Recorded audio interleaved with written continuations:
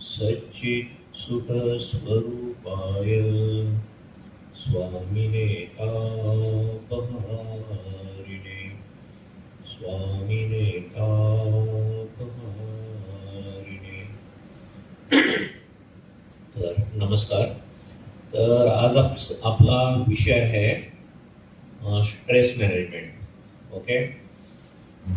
तर जसं मागच्या वेळी तुमच्यापैकी काही लोकांनी एक लेक्चर ऐकलेलं आहे. तर आणि माझ्या लेक्चरमध्ये उदाहरणं खूप असतात. तर एका उदाहरणापासून आपण एक गमतीशीर उदाहरणापासून आपण सुरुवात करूया. तुमच्यापैकी काही सिनियर असतील, त्यांनी कदाचित अनुभवलं असणार. तर लहानपणी देवीची खूप साथ असायची. तर डॉक्टर यायचे शाळेमध्ये, इंजेक्शन द्यायचे, देवीचं इंजेक्शन, बरोबर ना. आणि मोठा स्कॅवास असायचा, कारण काही काही मुलं खूप ओरडायची, रडायची. इंजेक्शनला घाबरतात, मोठी माणसं पण घाबरतात काही काही लोक. तर एक एक मुलगा पुढे जाता आणि एक मुलगा बरोबर मागे बसून होता, तो सगळ्यात शेवटी. कसे एक आशा असणार त्याच्या मनामध्ये की समजा इंजेक्शन संपले डॉक्टरांचे, मग मी राहून गेलो तर चांगलं होणार वगैरे. तर तो घाबरत होता खूप. आणि त्यांनी बघितलं हळूहळू सगळी मुलं पुढे पुढे पुढे पुढे, हा पण पुढे पुढे. सगळा असा अंदाज घेतला, इकडे तिकडे बघितलं, आणि जो धूम पळाला ना क्लासच्या बाहेर, आणि त्या सरांनी पण बघितलं, ते कार टिपळाला रे, पकडणार आहे त्याला.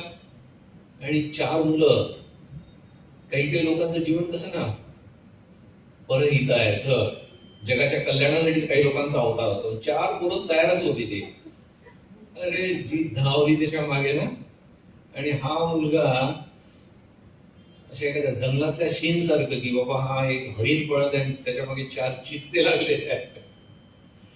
आणि हा मुलगा असला वेगाने पळत आहे ना गेट पाशी.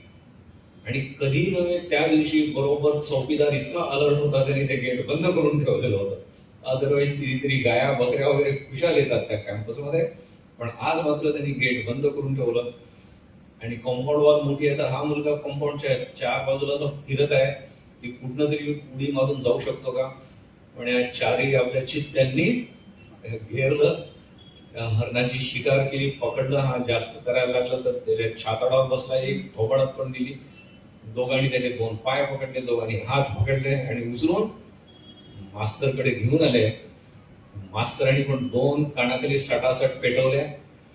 आणि त्या डॉक्टरांना म्हणतात, या नालायकाला म्हणे आधी त्याने पुन्हा पळेल. डॉक्टरला पण राग आला होता. बाकीच्या मुलांना खूप, बरं बेटा मी अगदी होऊ देतो, तुला काळजी करू नको, इतक्या प्रेमाने बोलत होता तो डॉक्टरनी. याला मात्र दिलंय आयुष्यभर. आता इथे बघा, त्याचं ते इंजेक्शन चुकलं का मला सांगा बरं. एवढा त्यांनी त्रागा केला, तो पळाला काय, ओरडला काय. शांतीने त्यांनी घेऊन घेतलं असतं इंजेक्शन, काय झालं असतं. इथे ना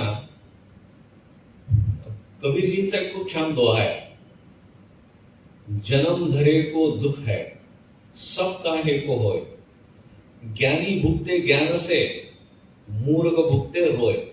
म्हणजे आपण जर जन्म घेतला, प्रत्येक माणसाला असा जगात कोणीच नाही, पीएम मोदी असो की राहुल गांधी असो, सगळ्यांना दुःख सगळ्यांना आहे. जन्म धरे को दुःख है सब काहे को होय. फक्त फरक काय पडतो, ज्ञानी भुगते ज्ञान से और मूर्ख भुगते रोय.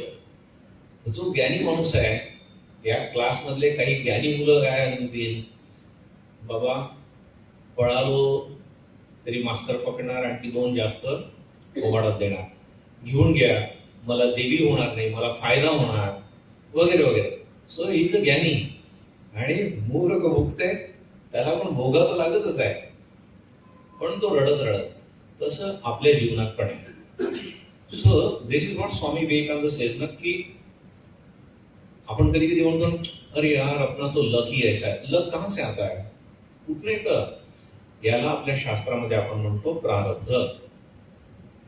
तुमचं जे प्रारब्ध आहे ते तुम्हाला भोगावं लागणारच. असं प्रारब्ध नष्ट जनरली होत नाही. मग आता आनंदाने आपण ते भोगायचं की रडत रडत भोगायचं? डॉक्टर ऑपरेशन करणार आहे तर ऑपरेशन करताना आपण खूप ओरडायचं की म्हणायचं झालं बाबा, एकदाच ऑपरेशन झालं ना, मी आता ठीक होणार आहे, माझं हे प्रारब्ध निघून जाणार आहे आणि ते निघणार.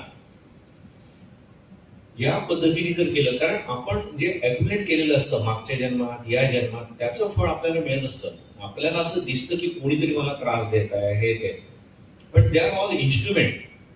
दिस इज द फॅक्ट. आपण जे गोळा केलेलं आहे तेच आपल्याकडे येत असतं. ओके. दुसरं, मग कुणी म्हणणार की महाराज हे जर अगदी असं हे प्रारब्ध आहे तर हे नष्ट होण्याचा काही उपाय पण आहे का? माताजी शारदा देवी म्हणतात, जर आपला ईश्वरावर विश्वास असेल, शरणागतीचा भाव असेल, शरणागती म्हणजे काय, देवा ठीक आहे तुझी इच्छा पूर्ण हो, तर प्रारब्ध पण खूप काही प्रमाणात नष्ट होऊ शकतं. बाकी शास्त्रामध्ये म्हणतात की नाही, जे प्रारब्ध आहे ते आपल्याला भोगावंच लागतं, पण माताजी म्हणतात की नाही नाही, शरणागती जर असली तर प्रारब्ध पूर्ण जरी नष्ट नाही झालं तरी कसं, जसा तुम्हाला तलवारीचा फटका बसणार असतो, तिथे फक्त तुम्हाला कोणीतरी सुई मारली एवढी त्याच्यावर निघून जातं. त्यामुळे ईश्वरावर विश्वास ठेवावा. आणि बाबा मी जे कमवलेलं आहे, मी जे केलं आहे मागच्या जन्मात किंवा या जन्मात, अरे माझ्यामध्ये एवढी स्ट्रेंथ पाहिजे ना. Yes, I will face it. त्यामुळे स्ट्रेस कशाला घ्यायचा? बरं, स्ट्रेस घेतल्यानंतर असं आहे का की स्ट्रेस घेतला म्हणून माझे प्रॉब्लेम सॉल्व्ह झाले? कधीच नाही. समजा तुम्ही जंगलात गेला आणि वाघ आला तुमच्यासमोर, खूप स्ट्रेस घेतला, अगदी बीपी वाढला, कपडे खराब झाले आपले, म्हणून ते तो वाघ म्हणणार का, वाघाला दया येणार का? अरे, आणि खूप स्ट्रेस घेतला, त्याला सोडून द्यावं. वाघ तर म्हणणार नाही, आपलं काम तर अर्ध्यानेच केले आहे पूर्ण. जर आपल्याला आहेच आपल्यासमोर ते संकट, तर स्वामी विवेकानंद म्हणतात, strength is life, weakness is death. अरे सामना करण्यात, कदाचित त्या वाघाने आपल्याला गुढीच मारली, एखादं कुठे एखादा दगड मिळाला, एखादी काठी मारली, त्याला मारली, त्याच्या डोळ्यात वगैरे गेली, तर वाचण्याचे पण चान्स आहे ना. उगीच स्ट्रेस कशाला? आणि दुसरं, जर आपण म्हटलं ना, this is also one very good formula, की माझं सगळं बरोबर होणार, सगळं बरोबर होणार, सगळं बरोबर होणार. जेव्हा पण आपल्याला काही स्ट्रेस वगैरे असणार ना, ज्यावेळी काही प्रॉब्लेम असणार, दिवसात 100-200दा म्हणा की माझं मस्त होणार, ईश्वराच्या कृपेने माझं मस्त होणार. लेट अस होप की तुमच्यापैकी सगळेजण देवावर विश्वास ठेवला तुम्ही, आणि खरोखर देवावर ज्यांचा विश्वास आहे त्याला थोडासा काही प्रॉब्लेमच नाही आहे. म्हणायचं 100-200दा की माझं मस्तच होणार, ठीक होणार ना, देव मला मदत करणार ना, मी त्यांची संतान आहे, त्याला माझी काळजी आहे ना. इव्हन त्यांनी हे सगळं आणलं तर माझी स्ट्रेंथ मॅनिफेस्ट होण्यासाठी आणलाय त्यांनी, and this is not permanent. आणि दुसरं, अरे आयुष्यामध्ये मिरॅकल्स खूप होतात. तर बरेच उदाहरण मी सांगणार तुम्हाला. एक खूप छान असं म्हणतात, ही सत्य घटना आहे. एक मेडिसिनचं एक दुकान असतं.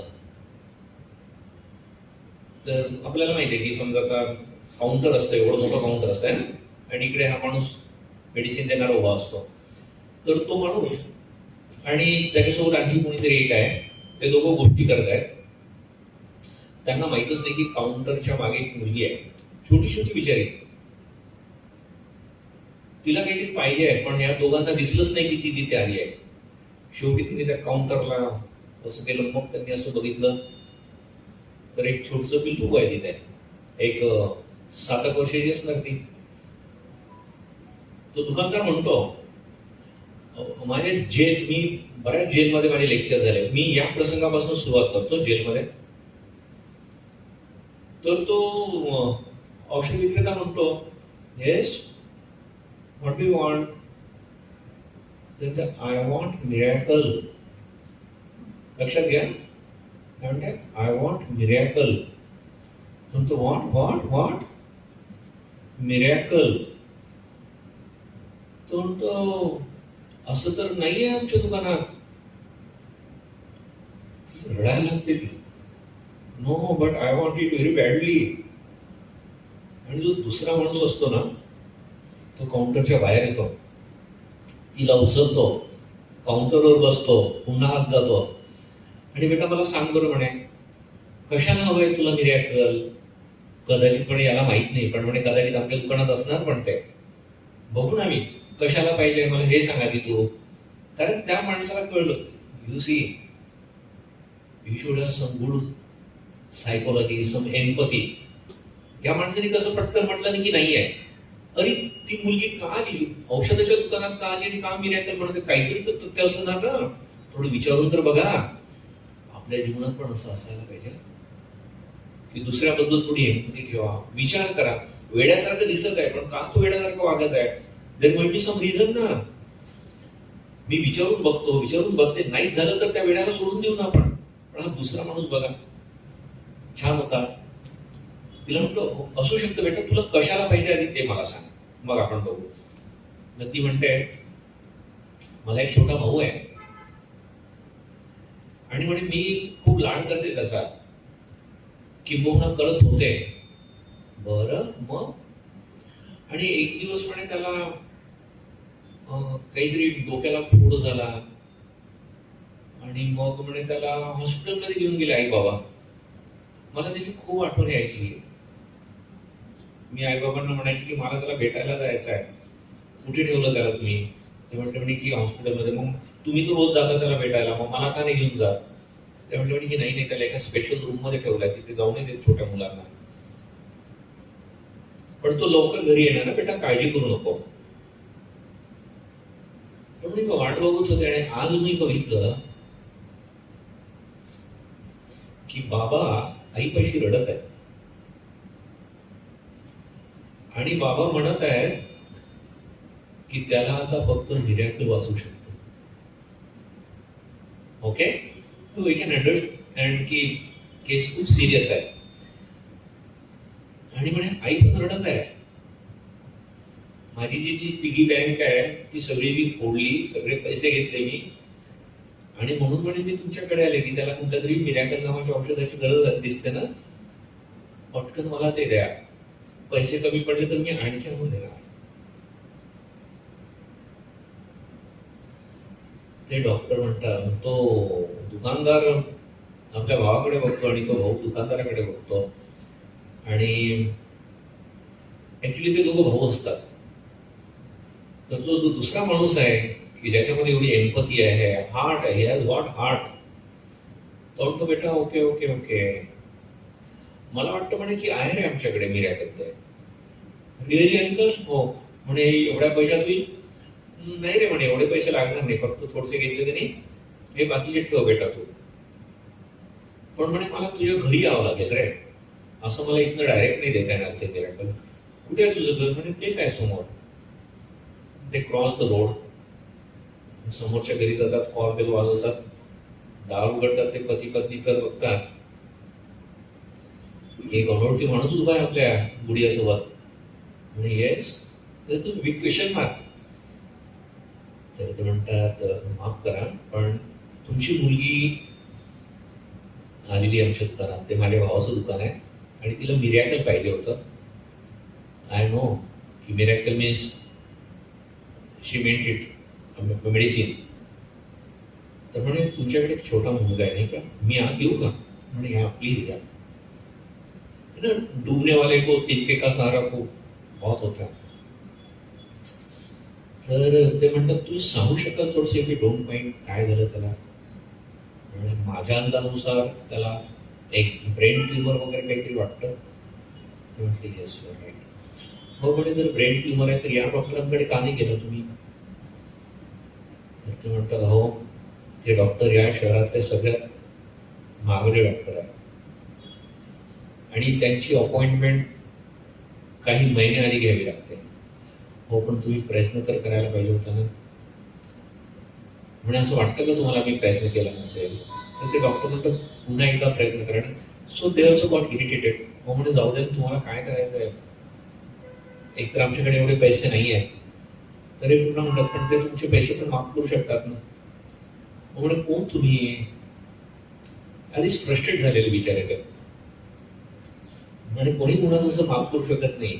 आणि एवढ्या वर्षाची एवढ्या महिन्यांची अपॉइंटमेंट असते. त्यामुळे करतील ना, तुम्ही जा ना तिथे, मी सांगतो. खूप चिडता. कसं म्हणू शकता तुम्ही? तर ते म्हणतात मी गॅरंटी देतो की ते डॉक्टर तुमची केस घेतील, पैसे पण घेणार नाही. कारण म्हणजे तो डॉक्टर नाही आहे. शपथ म्हणे या आज तुम्ही मुलांना घेऊन, लगेच मी सगळं करून देतो तुमच्या मुलाचं. आणि सर म्हणे फी, म्हणे दिली आहे तुमच्या मुलीने फी, मी घेतले तिच्याकडनं पैसे मिरॅकलचे, आणि तो मुलगा चांगला होतो. बघा, आपण कल्पना करू शकतो का की असं काही होणार? अरे ईश्वर काही करू शकतो. ईश्वराची जर इच्छा असेल ना, काही करू शकतो. जस्ट त्याच्यावर विश्वास ठेवा. नसेल ईश्वरावर विश्वास, निसर्गावर विश्वास ठेवा. एक सबकॉन्शियस माइंड एक खूप छान पुस्तक आहे डॉक्टर जोसेफ मर्फीचं, the power of your subconscious mind. The power of your subconscious mind by doctor Joseph Murphy. तर त्यात तर हे म्हणतात की तुम्ही सबकॉन्शियस माइंडला सांगा, सबकॉन्शियस माइंड तुमच्यासाठी काही करायला तयार आहे. बरंच काही होऊ शकतं.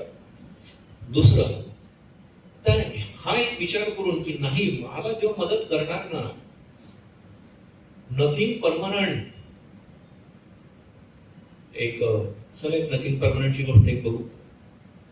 एक तर आपल्या गीतेमध्ये म्हणतात भगवान कृष्ण अर्जुनाला, आता बघा एवढं मोठं युद्ध होणार आहे, हे साधं अमेरिका आणि इराणचं युद्ध होत आहे, तरी आपल्याला वाटतं की ते बंद झालं पाहिजे कारण आपला गॅसचा प्रॉब्लेम येतो म्हणून.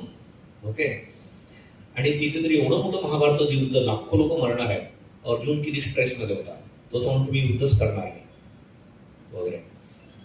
त्यावेळी भगवान कृष्ण त्याला म्हणतात, एक खूप छान श्लोक आहे, मात्रा स्पर्शास्तु कौंतेय शीतोष्ण सुख दुःखदा आगमा अपायिनो अनित्याः तांस तितिक्षस्व भारत. अरे अनित्य आहे, हे सगळं निघून जाणार आहे, परमनंट काहीच नसतं, फक्त सहन कर. हा खूप चांगला मंत्र आहे. काही दिवस, काही क्षण, काही वेळ, काही कालावधी फक्त सहन करा, पॅनिक होऊ नका. मी तेवढ्या कॉलेजेसमध्ये जातो ना, माझा नंबर देतो मी, आणि खूप मुला मुलींचे फोन पण येतात. एवढंच म्हणणं असतं की पॅनिक होऊ नका, थोडं थांब, प्रॉब्लेम सॉल्व्ह होतो रे, निघून जातो, परमनंट काहीच नाही. माताजी शारदादेवी म्हणतात, जसं एखाद्या फुलाखालचं पाणी परमनंट नसतं, ते निघूनच जातं. ते आपल्या जीवनामध्ये पण निघणार. ईश्वरावर फक्त विश्वास ठेवायचा, प्रार्थना करायची मस्त. एक उदाहरण आहे, एक खूप चांगले तपस्वी स्वामीजी आहे, व्हेरी ऑस्टियर इन हिमालय. बरेच दिवस झाले त्यांनी सगळं आपलं घरदार सोडलं आहे. Very austere and very simple. एक फक्त एक घोंगडी आहे, बाकी तर भिक्षा 2 वेळची खातो विचार बाहेर मागून. So really is a very genuine साधू. पण एक क्षण त्यांच्या जीवनामध्ये येतो आणि त्यांना वाटतं की माझी एवढी आध्यात्मिक प्रगती होत नाही आहे, जेवढी मला प्युरिटी पाहिजे तेवढी येत नाही, मनामध्ये एवढे विचार येतात. तर म्हणे अतो नष्ट ततो भ्रष्ट, मी इकडे पण मला काही सुख मिळत नाहीये विशेष. काही काही लोक बघतो की रात्रभर मेडिटेशन मध्ये बसून असला दिव्य आनंद त्यांच्या चेहऱ्यावर दिसतो. म्हणजे आपलं तसं पण काही नाही, संसारातलं पण सुख मिळालं नाही मला, कदाचित लग्न केलं असतं, बायकोचं सुख तरी मिळालं असतं थोडस. म्हणजे आता पण वेळ गेलेली नाहीये पूर्ण, जाऊ दे हे लाईफ आता, काही दिवस तरी मी संसारात जाऊन सुख भोगू शकतो. त्याला दुःख पण होत होतं, एवढी दिवसांनी त्याचे संस्कार आहे. एक साधू एक त्यांनी ते लीड केलंय तर सोपं नाही आहे पटकन ते लाईफ सोडणं. बट स्टील आणि तो निघाला. येताना एका गावातनं जात होता, त्याला गाण्याचा आवाज ऐकायला आला थोडासा, म्हणून तिथे गेला तर बघितलं की राजा राणी वगैरे सगळे मोठमोठे सगळे लोक तिथे बसले आणि एक गायिका नृत्यांगणा म्हणा ती गात आहे. हा पण तिथे उभा राहिला. एरवी तो हॉस्टेल चालू होता, नसतं बघितलं त्यांनी नृत्य वगैरे, नाही स्त्रीचं मी बघायला नको.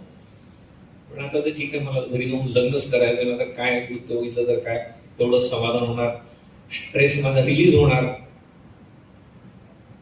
तर असा बराच वेळपर्यंत तो बघत आहे. सगळं काय गंमत झाली ना की जवळपास 3 प्रहर होऊन गेले आणि तिथे जे सगळे नृत्य बघणारे इन्क्लुडिंग राजा राणी वगैरे सगळे 1 नंबरचे मक्खी चूस होते.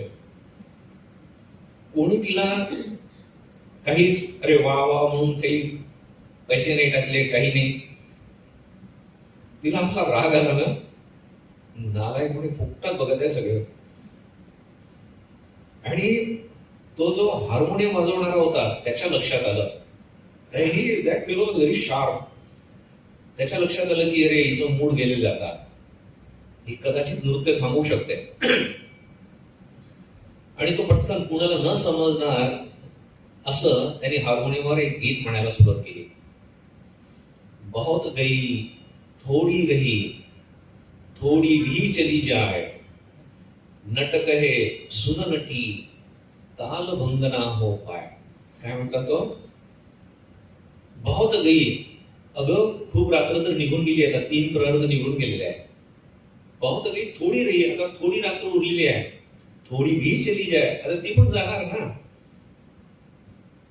तुझा तालभंग होऊ देऊ नको, कदाचित मिळून जाईल ना आपल्याला बक्षीस. बिचारे गरीब लोक आहेत, आशेवर जगतात. आणि तिला पण ते पटलं आणि छान ती नृत्य करायला लागली. अरे माहित नाही काय झालं, पण हा आपला संन्यासी होता ना, एकुलती एक संपत्ती त्याची जी ब्लँकेट ना पटकन तिच्याकडे फेकलं, म्हणजे मस्त माझ्याकडनं बक्षीस तुला. ती पण आश्चर्यचकित बघायला लागली, हा संन्यासी यांनी मला ब्लँकेट दिलं. तिने पण एक ठीक आहे, संन्यासाचा तो प्रसाद आशीर्वाद समजून तिने उचलला. ब्लँकेट असं काही कॉस्टली नव्हतं.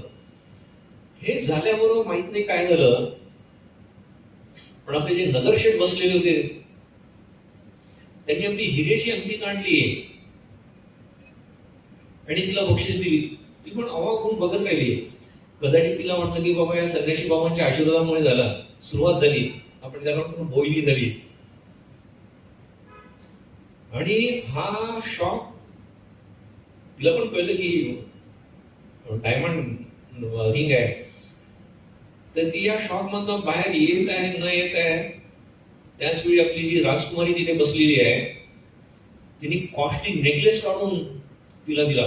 राजाचे तर डोळे एवढे मोठे झाले आणि आपला राजकुमार एक कॉस्टली मोत्याचा हार होता त्यांनी काढून दिला. हा राजा म्हणतो काय ना वेळ लागलेल्या लोकांना. एनिवे, आणि आपण कल्पना करू शकतो की नृत्यांगणा इतकं मस्त नाचली ती, सगळ्यांना आशीर्वाद दिले, सगळं तिने ते कलेक्ट केलं, ती जायला लागली. आपला संन्यासी पण जायला लागला तर राजाने सगळ्यात आधी त्याला थांबव, ए थांब संन्यासी बाबा, आई आई इथं काही आहे. यस राजा. अरे बाबा, एक तर तू संन्यासी, हे स्त्रियांचं नृत्य वगैरे बघायला नको, तू ते बघत होता तू, आणि ते तुझ्यापासून सुरुवात झाली. तू ते ब्लँकेट नसतं दिलं, हे आमचं एक सुख. 2-2 हार गेले आमच्याकडचे. ओके, तर आणि तू पण मी बघितलं की तू पण तो फुकटच ते नृत्य बघत होता, नंतर का तू ते ब्लँकेट टाकलं? डोळ्यात पाणी आलं. म्हणजे राजा, अरे मी माझ्या आईबाबांना सोडलाय, माझ्या भाऊ बहिणींना सोडलाय, मित्रांना सोडलाय, कशासाठी? ईश्वर लाभासाठी. आणि एका दुर्बल क्षणी माझ्यामध्ये विचार आले की नाही, मला इथे पण मिळालं नाही, तिथे पण मिळालं नाही. So I was about to quit this life. पण ही माझी गुरु आहे. हे दोघं कसले गुरु, काय झालं? त्यांनी मला उपदेश दिला की संन्यासी महाशय, इतकं आयुष्य तर गेलं, थोडस राहिलंय, ते पण निघून जाणार आहे. तुमचा तालभंग कशाला करून घेता तुम्ही? कदाचित भगवानला होईल ना, कदाचित पटपट पटपट आता तुमची प्रगती होणार. बस मी आता पुन्हा चाललो. माझी एकूण एक संपत्ती ते ब्लँकेट तिला दिलं, ती माझी गुरु आहे. राजा विचार करतो, आयुष्यभर म्हणजे असला पण अर्थ त्या गाण्याचा आहे. यालाच कळलं, त्याला नाही कळला, प्रत्येकाला नाही कळतो. नगर शेठला म्हणतात, बरं म्हणजे शेठजी तुम्ही सांगा, तुम्ही तर पण फुकट बघत होता सगळं, चक्क डायमंड रिंग दिली, त्याच्या डोळ्यात पाणी येतं. हो, माझा मुलगा गेले 3 महिने झाले समुद्र यात्रेवर गेला, माल घेऊन, मसाले वगैरे घेऊन, अजून त्याचा पत्ता नाही. So today I was about to commit suicide. पण आता तिने मला मेसेज दिला की इतके दिवस काढले तू, आणखी एक दिवस काढ, आणखी काही दिवस. कदाचित इकडे तू सुसाईड करणार आणि तिकडे जर जहाज आलेलं असणार, किती दुःख होणार का? बस आता मी वाट बघणार. आयुष्यभर. आणि त्यांनी आपल्या मुलीकडे बघितलं, तुझं काय कारण? ती मान खाली जाते. ओ बाबा म्हणे, तुम्ही इतके कंजूस आहात ना, की तुमच्या मुलीचं वय किती झालं हे पण तुमच्या लक्षात येत नाही. तिच्या नीड्स काय आहेत, तिला पण लग्न करायची इच्छा आहे, पैसे खर्च होतील, हुंडा द्यावा लागणार, म्हणून तुम्ही काहीच करत नाही. म्हणून आज एका मुलासोबत मी पळून जाणार होते. पण आता तिने मला सांगितलं आणि मुलाकडे बघतो तो, आणि तुझं पण असलंच काहीतरी कारण असलं पाहिजे. तो पण खाली मान घालतो. बाबा म्हणे, माफ करा, पण तुम्ही त्या जळूसारखं चिकटून बसलात त्या राज्याला. तुमचं वय बघा किती झालं, काहीचं लग्न पण केलं नाही, मला पण राज्य दिलं नाही तुला. मी म्हातार कोणी घेणार का ते राज्य? म्हणे मग त्यांनी साष्टांग प्रणाम केला वडिलांना. म्हणे, एक मोठी चूक करणार होतो, आज मी तुमची हत्या करणार होतो.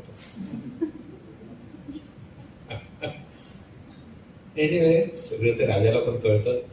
ठीक आहे, हे दोघांचं पण तुमचं व्यवस्थित करून. आपल्या जीवनात पण हे लक्षात ठेवा, भाव तर गई थोडी रही, अरे परमनंट काहीच नाही. आणि देवाच्या कृपेने ते पण निघून जाणार आहे, निघूनच जाणार आहे. परमनंट काहीच नसतं.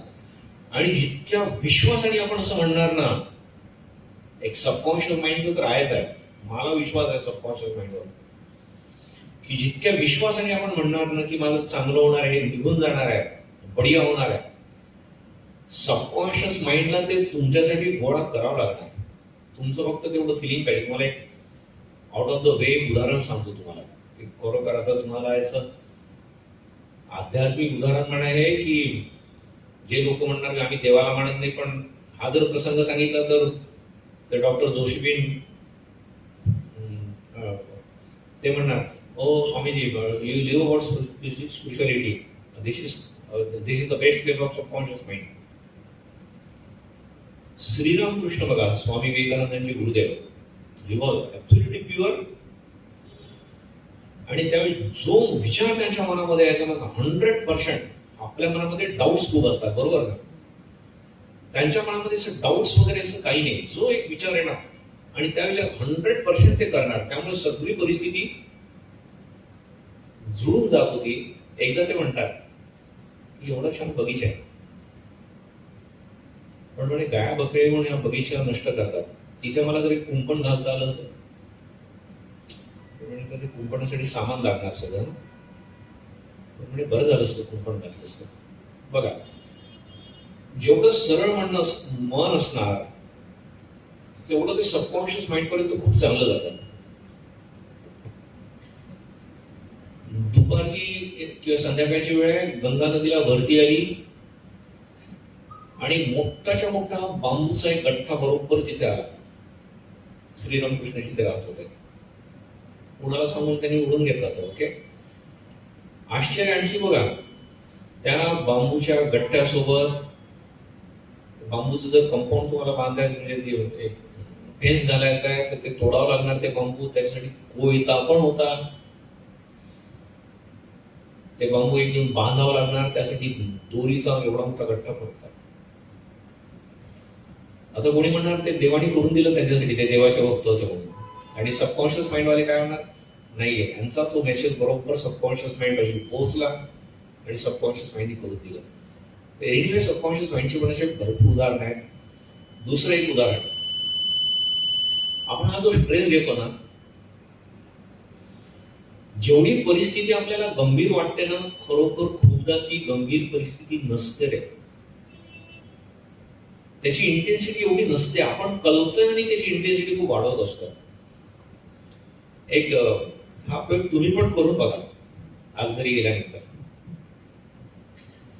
एक मुलगी आहे, तिच्याकडे एक बॉक्स आहे, त्या बॉक्सचं नाव आहे वेन्सडे बॉक्स. ओके, ती मुलगी काय करते ना, की जो पण काही स्ट्रेस, अरे आज हॉटेलमध्ये यायला मला उशीर झाला आणि मला मॅनेजर एकदम खडूस आहे, खूप ओरडणार माझ्यावर, असं तिला जे वाटणार, I am not talking about your manager, पुन्हा मला कधी यूज देणार नाही त्यात. तर ती काय करते, पटकन आज मॅनेजर मला खूप रागावणार असं मिळून एक ती तारीख त्या बॉक्समध्ये टाकून देते. ती असं पूर्ण आठवड्याभर त्या बॉक्समध्ये बरंच ती गोळा करते आणि मग फक्त बुधवारी ती उघडते तो बॉक्स.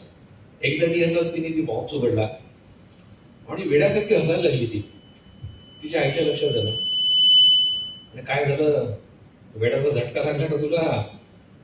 अगं नाही, तुला आठवतं का म्हणे मागच्या त्या गुरुवारी वगैरे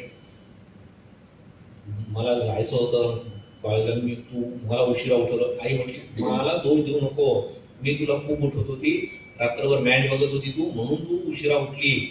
तेच म्हणे, इन शॉर्ट तू मला उठवलं, उशीर झाला होता, मी तुझ्यावर चिडले होते, कारण आमच्याकडे प्रॅक्टिकल जो होता तो क्लास, आणि ते सर एकदम डेंजरस होते. म्हणे हो, घाबरतच गेली. म्हणे मग आता काय हसायला झालं? अगं मी गेले नाही तिथे, घाबरतच मी आहे कमी असं मी म्हणणार, आणि सर सगळ्यांसमोर माझी चंबी करणार. अशा विचारात असताना बघितलं तिथे की कुणीच नाही, सगळी मुलं मस्त आनंदात तिकडे तिकडे बगीच्यात वावरल्यासारखी वावरत आहेत. मी पण गेले, सर कुठेच दिसले नाही. म्हटलं सर एवढे पंक्च्युअल आहेत, ते बरोबर त्याच दिवशी आले नाही, मी आल्यानंतर 5 मिनिटानंतर आले आहे जेवण. ओके, तर जेवढं मला एवढं दडपण आलं होतं तिथे, आणि त्याचं तिला खूप हसायला आलं होतं. हा प्रयोग आज तुम्ही घरी गेल्यानंतर पण करू शकता, की लहानपणापासून कितीतरी संकट, कितीतरी स्ट्रेसचे तुम्हाला एक काही प्रसंग तुमच्या जीवनात आले असतील. घरी इथे खरोखर असं जर झालं असतं ना, अख्खं माझं जीवन बर्बाद झालं असतं, नष्ट झालं असतं माझं जीवन. ही एक चूक जर कुणाला माहीत झाली असती, not that you are bad people, you are human beings. छोट्या मोठ्या चुका कितीतरी होत असतात आपल्या हातनं. तर तुम्ही असं बघा की मला जेवढं वाटत होतं तेवढं नाही झालं, किंवा लहानपणी असं वाटतं की आज ही जी चूक केली ना, वडील माझी एवढे डेंजरस ना, किंवा आई एवढी डेंजरस ना, आज असली कुटणार ना ती पावडरच करणार माझं. पण तसं वगैरे काही झालेलं नाही आहे. ओके, तर हे दुसरं, हा जो आपण लॉ ऑफ अट्रॅक्शन किंवा सबकॉन्शियस माइंड म्हणतो ना, एक काय चूक होते माहिती आहे? जे लोक मानतात पण लॉ ऑफ अट्रॅक्शन किंवा लॉ ऑफ सबकॉन्शियस माइंड, काय प्रॉब्लेम तो त्यांच्या जीवनात एक माहित आहे, आणि मी कसं हँडल करतो ते सांगतो. किंवा कॉलेजमध्ये हा प्रश्न मला खूपदा विचारतात की Swami, do you believe in this law of attraction? College मधला मुलगा मुलगी म्हटलं म्हणजे बाबा, म्हटलं तुझा लॉ ऑफ अट्रॅक्शन म्हणजे एवढंच, किती माझ्या आयुष्यात मला मिळणार की नाही. ओके, अरे म्हटलं समजा मिळाली, पण तुला असं वाटतं की तिच्यामुळे तुझ्या जीवनामध्ये खूप आनंद होईल. अरे पण काय माहिती तुझ्या आईचा किती छळ करत आहे, तुझ्या बहिणीचा किती छळ करत आहे ती, तुमच्यावर कुठे केस टाकली आहे पोलीसमध्ये तिने.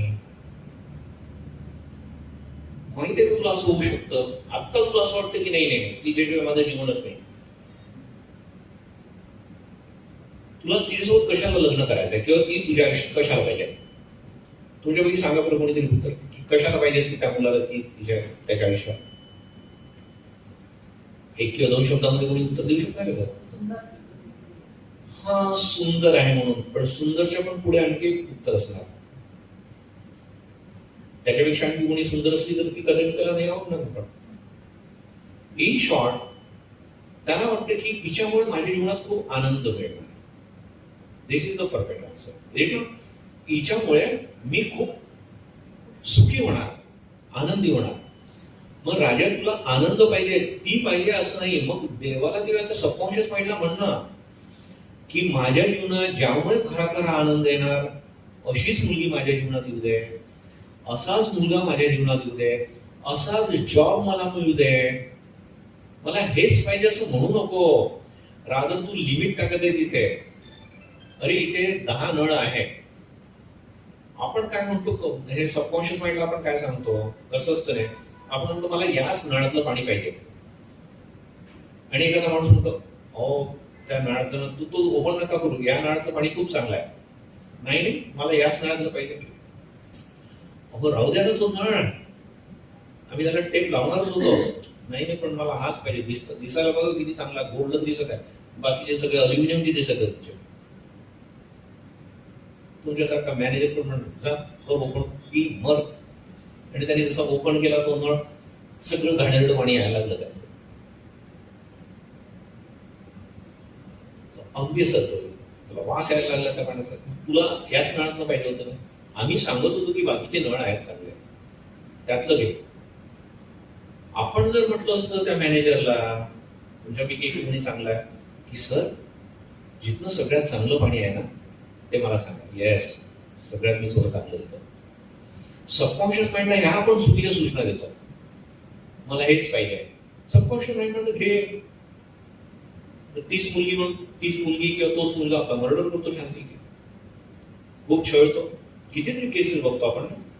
एनिवे, दुसरं आपल्याला स्ट्रेस येतो कधी कधी आपल्याला एखादी वस्तू जाते ना, एखादा चांगला मित्र जातो आपला, एखादा चांगला जॉब जातो,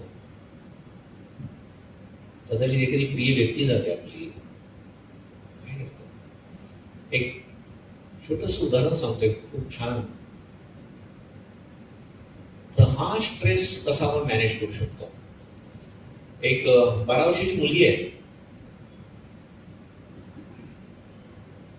ती आपल्या आईसोबत क्रिसमसच्या खरेदीसाठी बाहेर जाते. तुम्हाला माहित आहे का, आणि गोव्यात तर क्रिसमसचं सुंदर वातावरण असतं. तर एका ठिकाणी त्या मुलीला एक मस्त नेकलेस दिसतो. आईला हळूच म्हणते, आई तो नेकलेस. आई म्हणते त्याच्याकडे तू बघू पण नको, चल पुढे चल. म्हणून त्या आया घाबरतात मुलांना मार्केटला वगैरे घेऊन जायला. बजेट काहीतरी वेगळं असतं आणि सडनली काहीतरी वेगळं होऊन जातं, बरोबर ना. ती मुलगी हुशार असते. पुढे गेल्यानंतर म्हणते, आई जरा माझं प्लीज थोडस ऐक. काय आई, मी म्हणत नाही म्हणे तुला की तो नेकलेस आपल्याला विकत घ्यायचा आहे. ती तुमच्या इथे मॅनेजर वगैरे बनू शकते ती मुलगी, खूप छान. आपण फक्त बघूया तो नेकलेस, बघायला तर ते पैसे चार्ज वगैरे करत नाही. तिच्या आईला पण माहिती आहे पुढे काय होणार आहे. पण ही मुलगी अशा पद्धतीने म्हणते ना, आई आपण फक्त बघूया ना. तर म्हणजे चल, कदाचित बिचारीला आईला वाटतं की हिचं समाधान होऊन जाईल.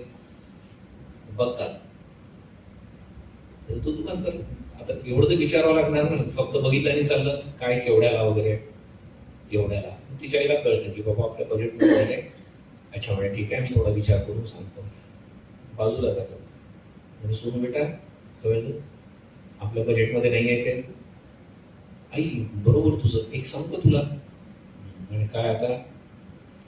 आई बघ, तू मला म्हटलंयस म्हणे की क्रिसमसला हे जे कंपाऊंड वॉल आहे त्याला जर तू मला पेंट करून दिलं तर तू मला एवढे पैसे देणार आहे. बरं म्हणे, मग पुढे आणि आता माझा वाढदिवस पण येणार आहे, आजोबा मला एवढे पैसे देतात त्यावेळी, ओके, आणि तू आणि बाबा पण मला काहीतरी गिफ्ट देणार ना, त्याच्याऐवजी म्हणे मला थोडेसे पैसे द्या ना तुम्ही, एवढे तर पैसे मिनिमम देणार तुम्ही. बोला ना, मॅनेजर बन सकते आपकी इसमें बहुत अच्छी. आणि म्हणजे माझ्या पिगी बँक मध्ये आतापर्यंत एवढे पैसे तर गोळा झालेच असणार. माई मॅनेज होऊ शकतो ना तो, आई प्लीज.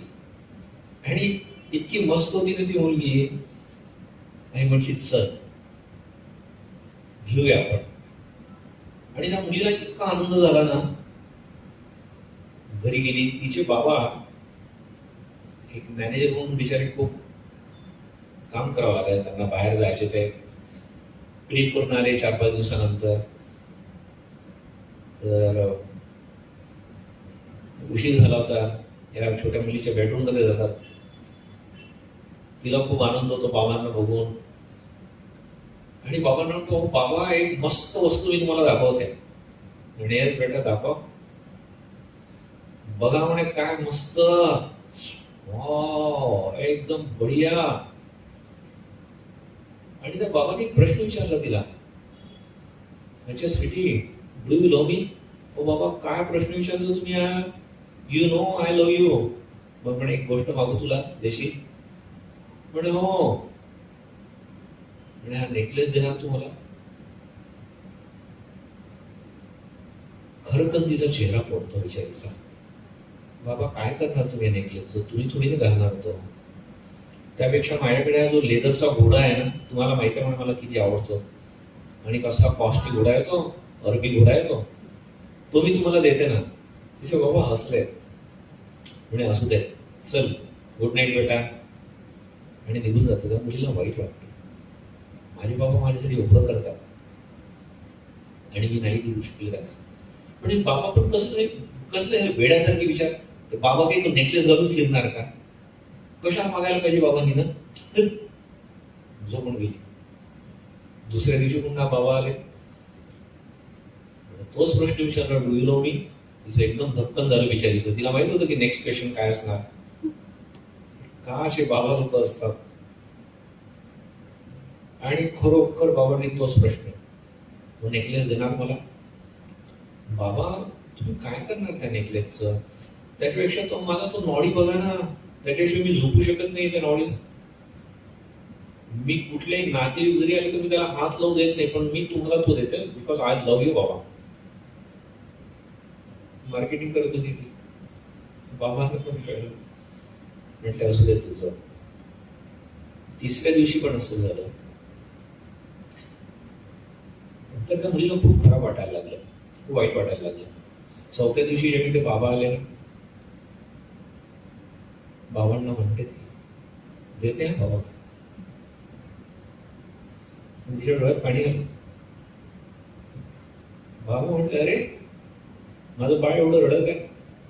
मग म्हणे नको मला. नाही बाबा म्हणे ठीक आहे मला वाईट वाटत आहे, मला तो आवडला नेकलेस खूप, पण म्हणे बाबा त्याच्यापेक्षा मला जास्त वाईट वाटतं. तुम्ही माझ्यासाठी एवढं करता, आईसाठी एवढं करता, एवढी मेहनत करता तुम्ही, आणि मी एक साधा नेकलेस तुम्हाला देऊ शकले नाही. म्हणजे वाईट वाटत आहे मला, नेकलेस जाणार माझा तो, पण बाबा माझे दोन्ही फिलिंग आहे, दोन्ही अश्रू आहेत ते. पण मी तुमच्यासाठी आज काहीतरी केलं, माझ्या कमाईचं तुम्हाला हे देत आहे. तुम्ही काय करणार आहात मला माहित नाही, पण तुम्ही त्यांनी प्रसन्न होणार ना बाबा, त्याचा मला खूप आनंद होत आहे.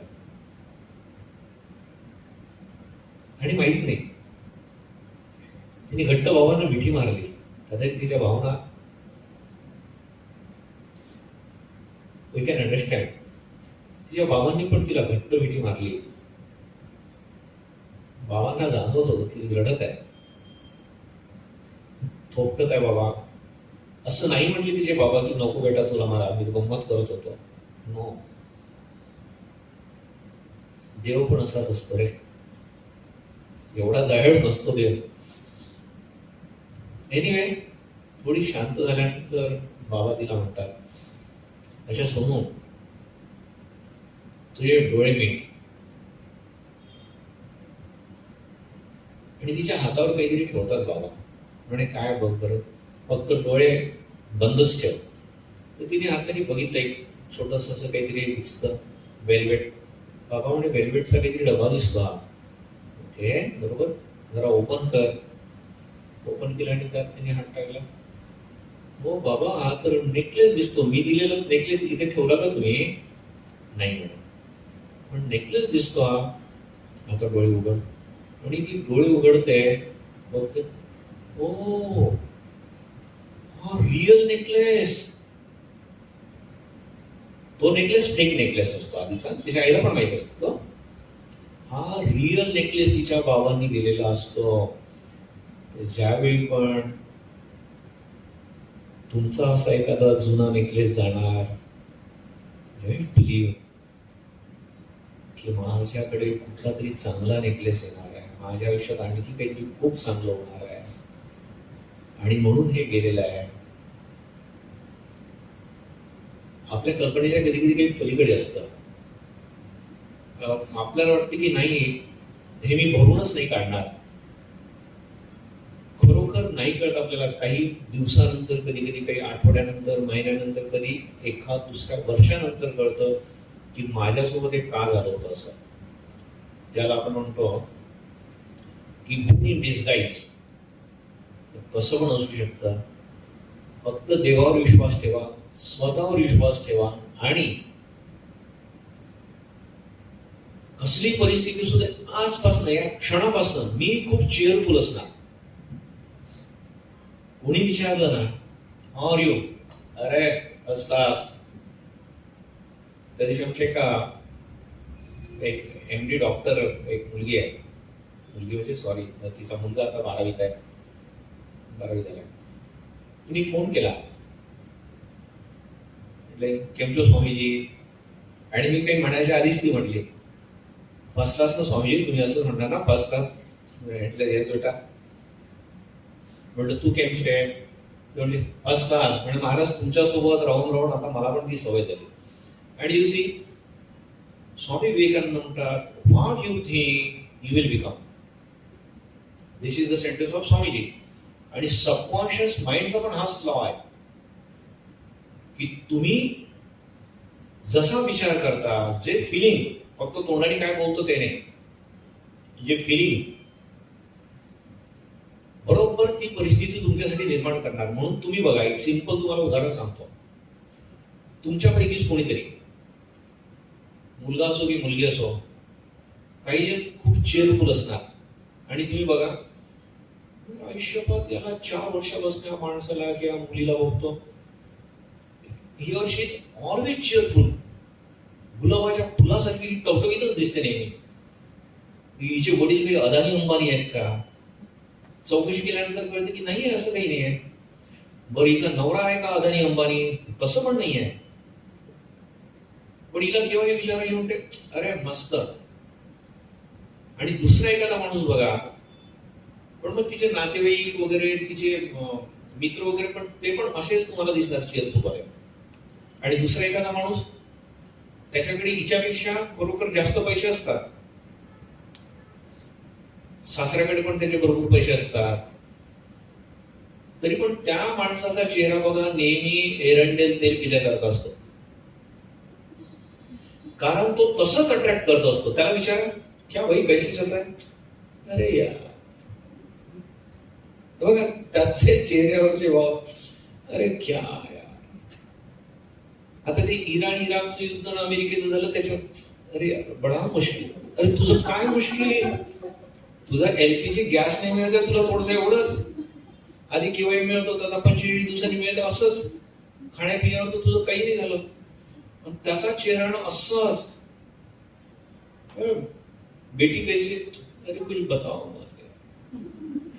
तुम्ही लोक त्या माणसापासून दूर पडता बघा, पडता की नाही? अरे यार ऐसा निगेटिव्ह है ना, अरे यार वो व्हायब्रेशन आपण को कॅच करेंगे. आणि तो माणूस तेच अट्रॅक्ट करतो. अरे स्वामी विवेकानंदांचं आणखी खूप छान वाक्य आहे, तुम्ही जे विचार सोडता तेच विचार तुमच्याकडे कंपाऊंड इंटरेस्टने परत येतात. कंपाऊंड इंटरेस्टने. अरे मग चांगले सोडा ना. हा माणूस कधी कधी ना घाबरतो की मी जर चांगलं म्हटलं तर लोकांना वाटतं खूप चांगलं आहे. मी जर म्हटलं की मला असं तसं, तो लोकांची सिंपती मिळणार, अरे काही सिंपती मिळत नाही, ते फक्त ते कालापत्तर मध्ये अमिताभ बच्चनलाच मिळते, ती हिरोईन येतात आणि मी वसा उदास असतो. हा असा जो उदास असतो ना त्याच्याकडे कोणी फारसे येत नाही, म्हणजे त्याचा तो रडताय यार, ते आपलं मूड जातं. पिक्चर मध्ये वगैरे फक्त असं होतं, मूवीमध्ये, प्रत्यक्ष जीवनात असं होत नाही. आणि पुन्हा मग ते सगळं निगेटिव्ह पुन्हा आपण ऍक्सेप्ट करतो, अट्रॅक्ट करतो, तो भागच वेगळा. दुसरं आणखी जर प्रॉब्लेम आला ना, स्वामी विवेकानंदचा एक कोट, अरे इतकं मस्त आहे ना, जबरदस्त. कुठली समस्या आली, स्वामी म्हणतात या टाईप आहे. थोडस एखाद दुसरा शब्द माझा फक्त चुकीचा होणार, पण भाव बरोबरच आहे, एवढं मात्र 99% कोटेशन बरोबर आहे. Nature is ready, nature is ready to give up its secret, but you should know where to knock and where to give a blow, and the strength of that blow will come through meditation. Suppose you have some problem, स्वामी काय म्हणतात, nature is ready.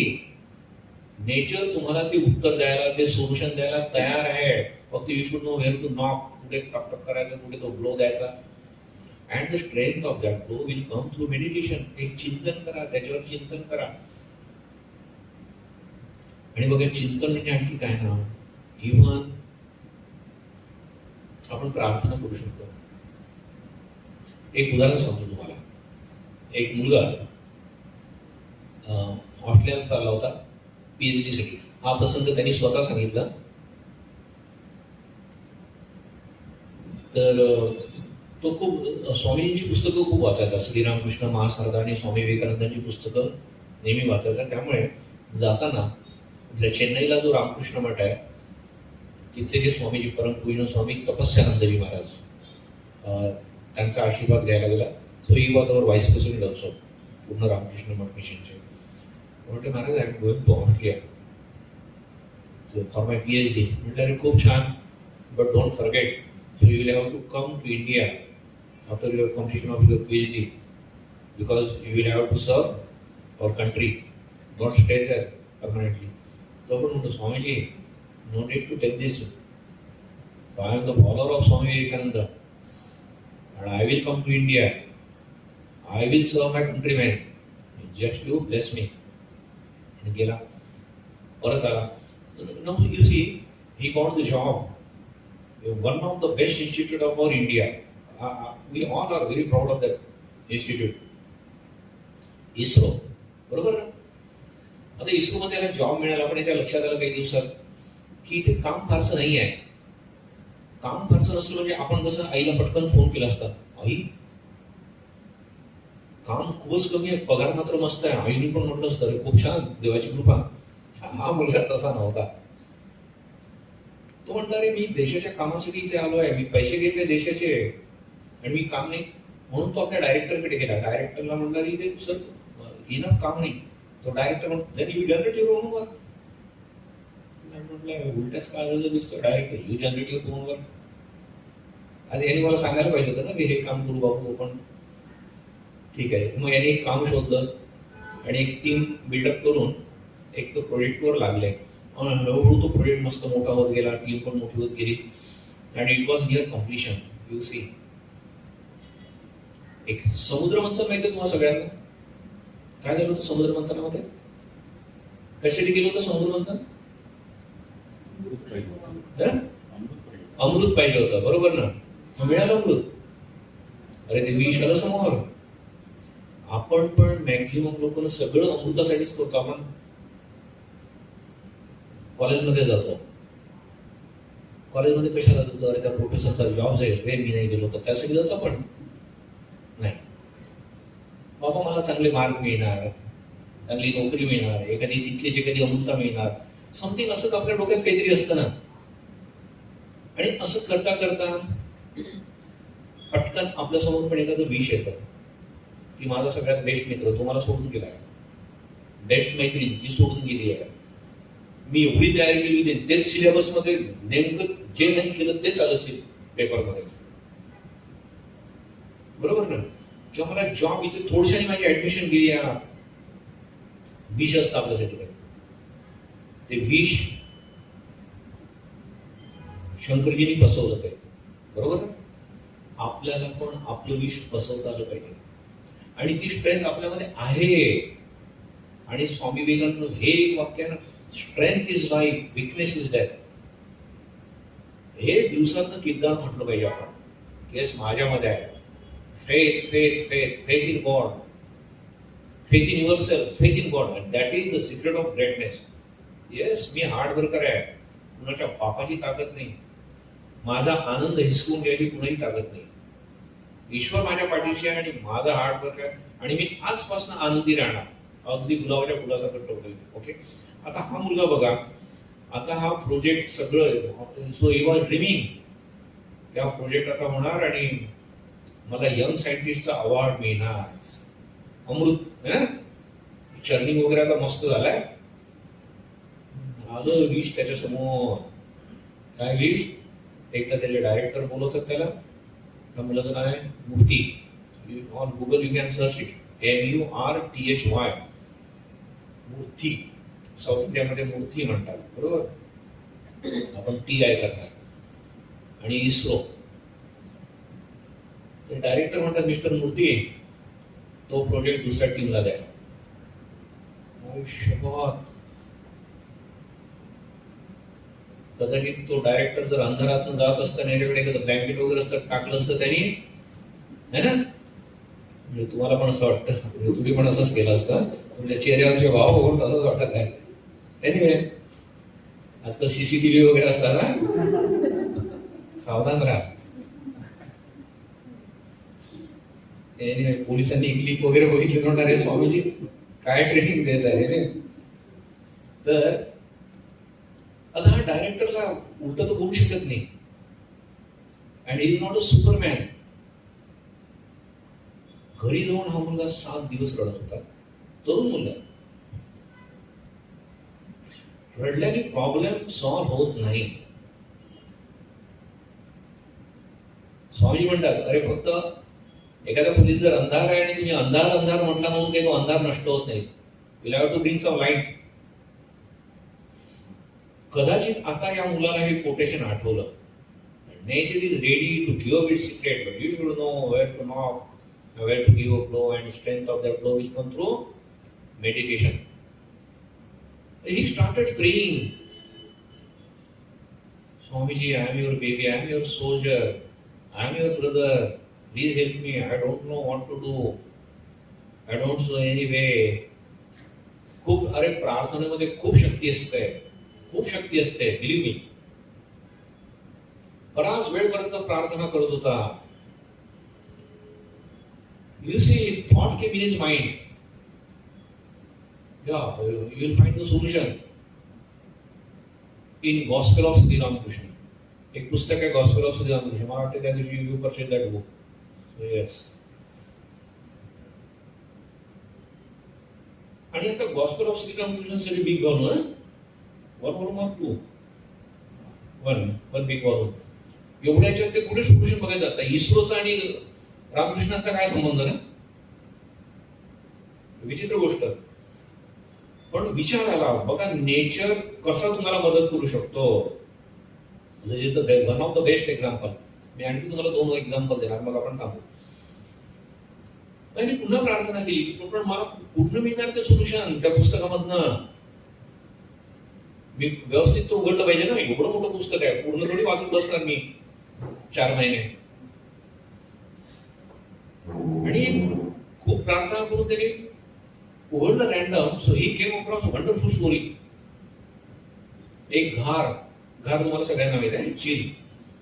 घार आकाशामध्ये खूप उंच उडत आहे आणि suddenly तिला जाणवलं की आपल्या पाठीमागे 100-200 कावळे काव करत पाठीमागे लागले आहे. तिला वाटलं की आपलं काही मिसअंडरस्टँडिंग होत आहे. आपण दिशा बदलावी. ती काही अमिताभ बच्चन नाही की 200 कावळ्यांसोबत लढणार. तिने दिशा बदलवली, पण ते कावळे पण तिच्या पाठीमागे. ती पूर्वेला गेली तर हे पण पूर्वेला, इकडे गेली तर इकडे, खाली गेली तर खाली, वर गेली तर आयुष्यपत. आणि बंडावून सोडलं, काव काव काव काव. तिला पडून उचललं. आजचा दिवस आपला शेवटचा आयुष्याचा. आणि या गडबडीत तिच्या तोंडामध्ये एक एवढा मोठा मासा होता. तो निसटला आणि तो खाली पडायला लागला. आकाशातनं. आणि म्हटलं पाहिला, अरे गेला माझा मासा. बघा इकडे कावळे लागलेले आहेत 200 मरायची वेळ आली आहे, तरी माझा मासा है ना. आपलं पण माणसाचं असंच असतं खूपदा. आणि असा विचार करतच आहे ते तिने बघितलं, म्हणजे ती आता वरून म्हणाली झेप घेणार त्याच्याकडे, कारण ती उंच होती. तिने बघितलं की सगळे कावळे त्या माशाकडे. शपथ. एका झाडाच्या फांदीवर चुपचाप जाऊन बसली ती आणि मग म्हटली, आता कळलं माझ्या दुःखांचं कारण हे कावळे नव्हते मेले, तो मेला मासा होता. मासा सोडायला पाहिजे होता मी, म्हणून तुम्ही काही मासे वगैरे सोडा मी असं म्हणत नाही. ओके म्हणणार स्वामीजी आम्ही मासे नाही, तुमचं लेक्चर सोडणार. आणि हा प्रसंग आपला हा यंग सायंटिस्ट मूर्ती वाचत होता, आणि हा प्रसंग वाचल्या बरोबर ना पुन्हा eureka eureka eureka, God the solution, God the solution असला नाचायला लागला ना आपला मूर्ती. काय मिळालं त्याला सोल्युशन? हे सगळे 100-200 कावळे मिळून बनलेला एक मोठा डोम कावळा म्हणजे माझा मॅनेजर, डायरेक्टर. पण तो दुःखाचं कारण तो नाही आहे, माझा मासा, माझा project. I not able to give it. त्याला सोडायला चल म्हणजे सोडतो आता. अरे त्याच्या चेहऱ्यावरचे तुम्ही भाव बघायला पाहिजे होता. मेंटली त्याला आता कोणी फोर्स नाही केलाय त्याला कोणी. He got convinced. Yes, this is my strength. माझ्या दुःखाचं कारण मला कळलं, मी ते सोडलं पाहिजे. ते पटकन तुमच्या मनामध्ये जसे विचार असतात ना, तुमच्या बॉडीवर ते दिसतं, तुमच्या चेहऱ्यावर दिसतं.